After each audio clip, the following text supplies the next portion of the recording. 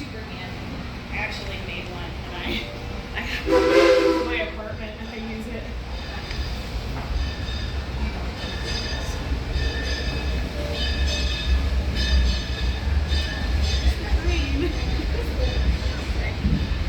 I've not seen them flat like this. I've seen them more like a spoon shape, but this makes sense for different utensils. Yes, I really like, I mean, I'm biased, but I really like the ones I make because they're just a little bit wider. And so you can put like bigger spatulas and things on them. Right. So I guess while I'm setting up, I'll kind of explain what I'm setting up. The first thing I got all figured out is this pedal on this side. Sometimes it's a little bit wobbly, so I just put some stuff under the side of it so that it's flat, and when I press down on it, the wheel will just go, and it won't be like all over the place. Then I've got this brick over here, and that is not super important if you're just gonna be like a hobby potter, or if you're just doing pottery just cause. But I like using it especially because I'm planning on doing this as like my career in the future. So whenever you're doing it for like 8 hours a day like I am, you want both of your legs to be the same height so that like your lower back doesn't hurt as much, and you're not gonna like have hip problems later on, because if this is down here and this is doing all the work, then it's uneven. Right. You're aligned. Yes, super, super important. And then I've got this back catch on here and the back, which is what all of these green things are called. These are super handy because I can just pop them off, put them over to the side, and be done with it instead of having to cut something off and then possibly warp whatever I'm making. So I've got those set up, and the back catch is just so that this doesn't like jostle around as much on the pins, which are keeping it in place. Then I've got a little line drawn on this one, and this is about 6 inches wide. And then I'm gonna take this pointer and I'm gonna set it to about 1 inch tall. And that's what I'm gonna be throwing these spoon rests to.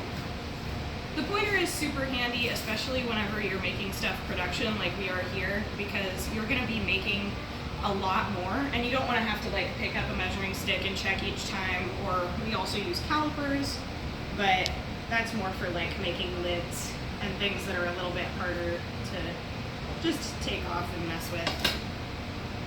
And so once I've got that pointer where I want it, I'm just gonna double check, make sure it didn't move at all. And it's a little bit in here, but that's okay, because whenever I throw these, I'm gonna be lifting the edge up and then pushing it back down, so it's kind of like a plate. So I'm just gonna take the top of this wheel and let it down a little bit. I almost always forget to put a board out until it's too late, so we've got it covered now. I take a 3/4 pound piece of clay. We have 2 different clay bodies here. So we use this lighter porcelain that I'm about to use right now, and then also a darker porcelain, which is just the same stuff, just with a couple additives so that it's a little bit darker. But I take that, and I'm just gonna smack it on there, and I'm gonna do this first step, which is called centering. And this is the first step when you're making anything on the wheel. And it is super duper important, because if you're making something flat like this and something's off center, you'll be able to tell because the edges will be all wobbly. Or if you're making something taller, like a mug or even like a pitcher or a vase or something like that, whenever you're pulling the walls, they'll be a little bit more uneven, and so it's super, super annoying to deal with if it's not on center. So once I've got that where I want it, because I am making spoon rests, I'm gonna take my sponge and I'm just gonna get it filled with water. I'm gonna take my hand and just press down on this, and I'm gonna bring it a little bit further out than the pointer. And I'm just gonna get it as flat as possible. The goal with this is really 2 things.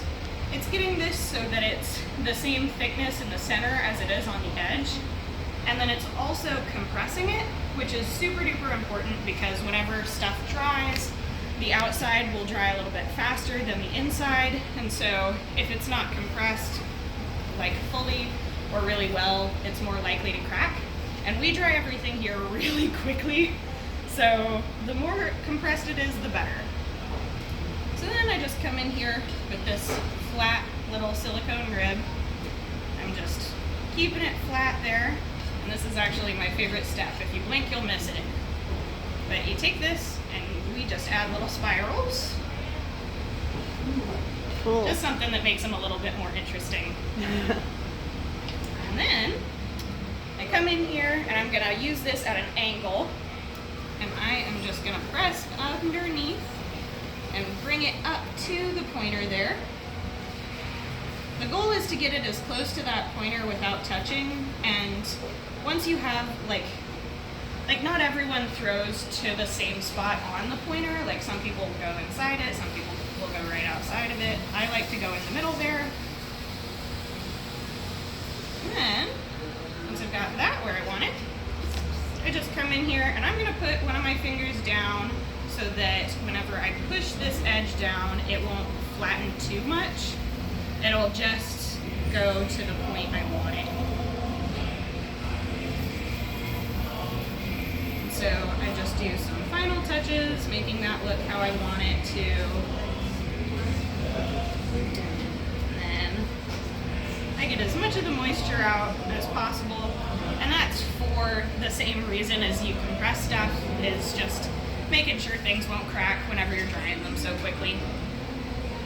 So we come in here and we add this little line. It's not really functional at all, it just looks nice. Then I've got that there. I'm gonna take the little end of the pointer and move it up. And I'm gonna take my fingers and I'm just gonna bring these back. For those of you who might not know about spoon rests, it's super duper cool to be able to have these little edges there, just so that if your spoon has like the tendency to slide places, it won't do that with these. I like to get my fingerprints off the edges if there are any there. I just take this, and if the pins are nice to me, I won't smack it into the pointer. I just put it off to the side and start up again. Yay! Make it look so easy. Thanks. It took a lot of mistakes. So how long have you been throwing pottery? I've been throwing pots for about 3 years. I just started here a couple months ago, and in a few days I'm actually going to be starting college for this. Okay. So, Where do you go to school to do that? it's going to be at Kansas City Art Institute up in KC. So, congratulations. Thank you. I'm super excited. But if you guys have any questions about like the process, like afterwards, or our studio, or anything like that, just feel free to ask.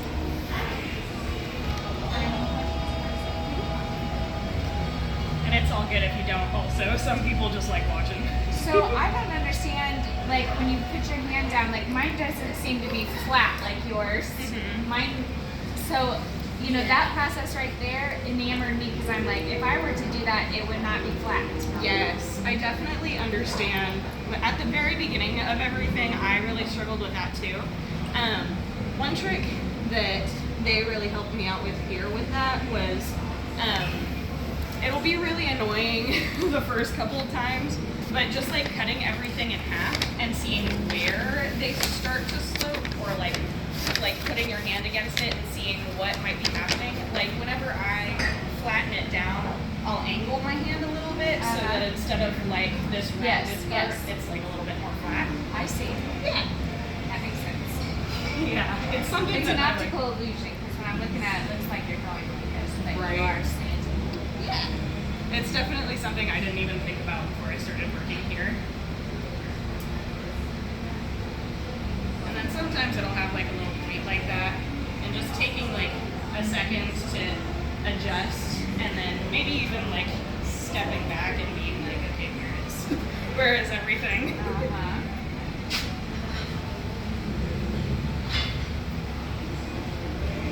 And then this, any like rib is also super duper helpful for that, just because it's like, it's got a flat line on it. Sure. Correcting mistakes. Mm-hmm. It's like you're checking and double checking yourself. It's like you don't even think about it after a while.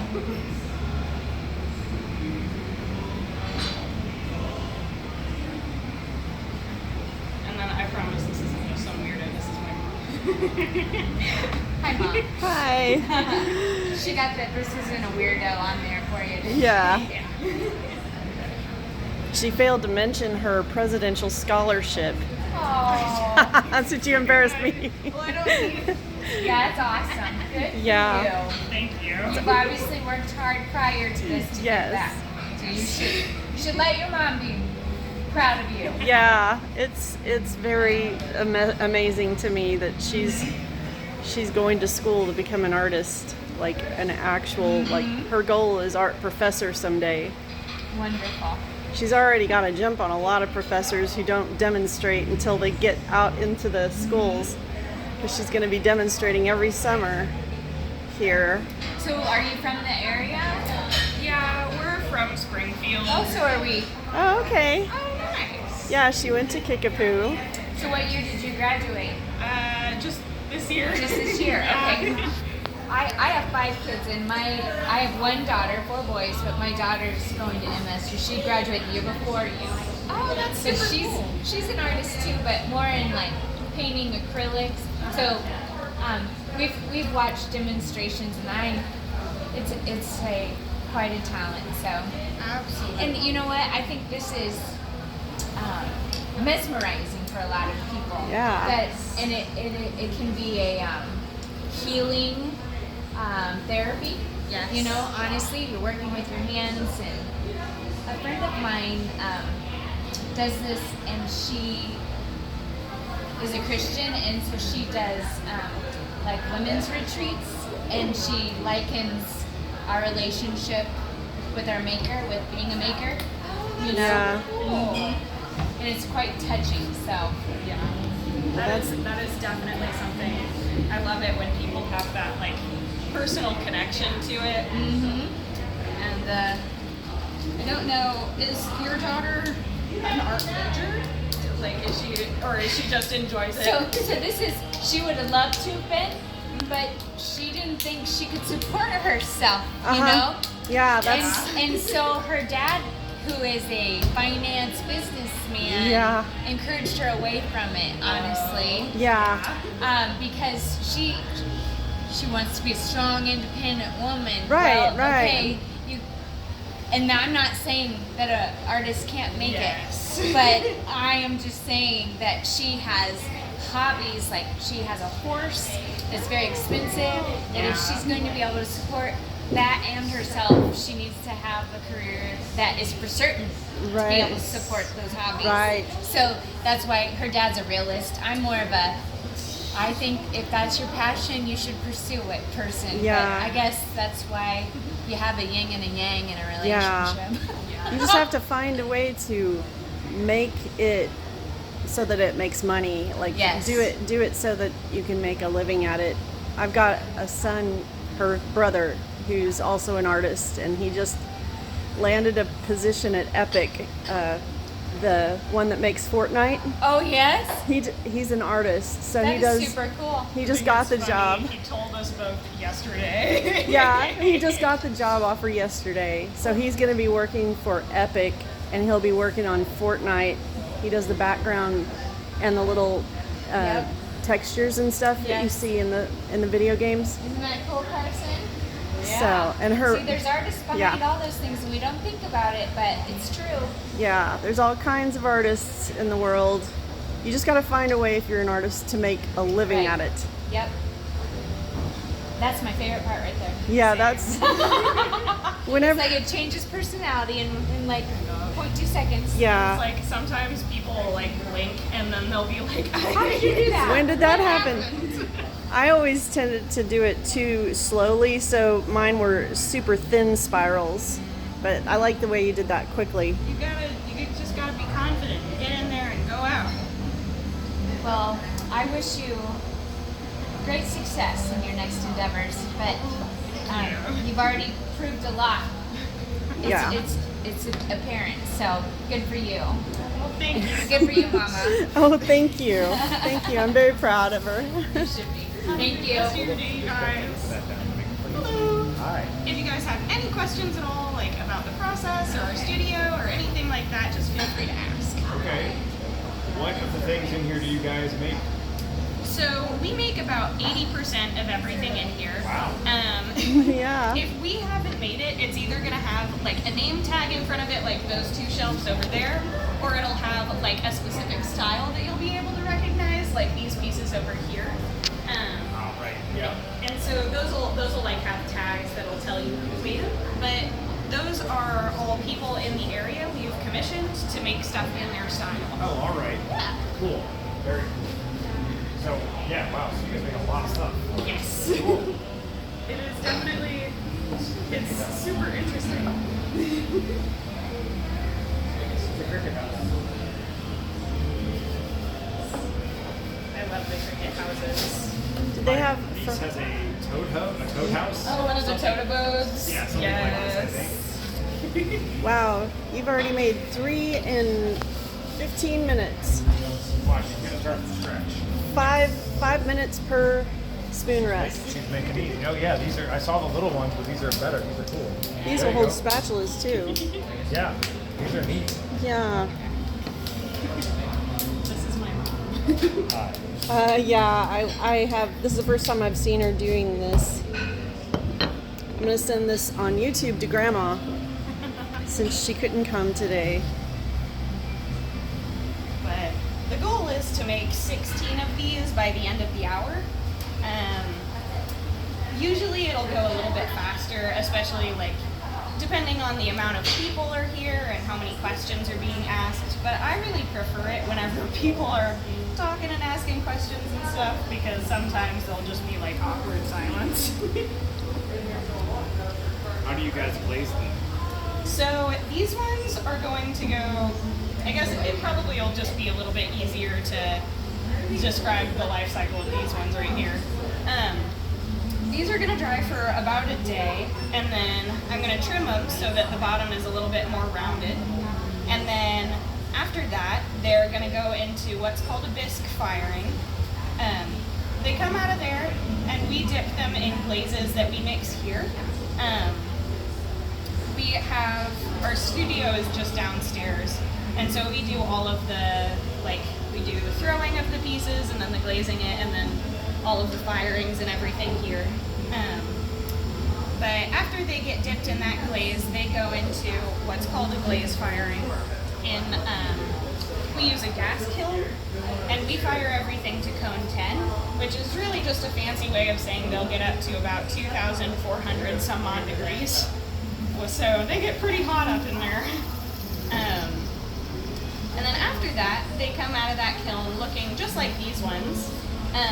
They'll be about 14% smaller, and we flip them over and we sand the bottom of everything so that there won't be any like sharp pieces that'll like scratch your table or anything like that. And then they get stickers so everyone knows how much they cost, and they'll come up here ready to be sold. And that whole process takes anywhere from about 2 to 5 weeks, depending on how much we're making at that time. But yeah. Yeah, you made the ghosts out there too. So how many ghosts did you make? Well, it was a couple weeks, but we, at the end of the glaze kiln, whenever they all came out of there, we had about 300 and some odd ghosts, and out of those I had made probably 175. Wow. Yeah, somewhere around there. So you made the ghosts on the wheel? Yes, yeah. So the wheel, the only things in here that we don't make on the wheel are going to be our little catch-alls. We may have some up at the front, but I'm not 100% sure. Do you hand make those? Yes, so those are just slab built. We've got a slab roller, and we cut those out with little cookie cutters and make sure all the edges are rounded and everything like that. But the ghosts are thrown on the wheel by just making them kind of like a little vase. Like a vase? A vase. Oh, okay. And then we flip them right side up, and we trim them so that the heads are rounded, and we give them the little eyes and smiles and everything like that. And then once that's done, they're ready to go in that first firing. That was it. Was that cool? Like mine, she loves art. So, That's so cool. yes. Now look, she makes it easy. Yeah. It That's what definitely. happens when you make a few thousand plates with clay. Yes, I that's s- exactly true. I still have her first bowl she made. Yeah. Perfect time. She's about to make one for sure. Yes. You want to say hi to Grandma? Hi, Grandma. Bye, Grandma.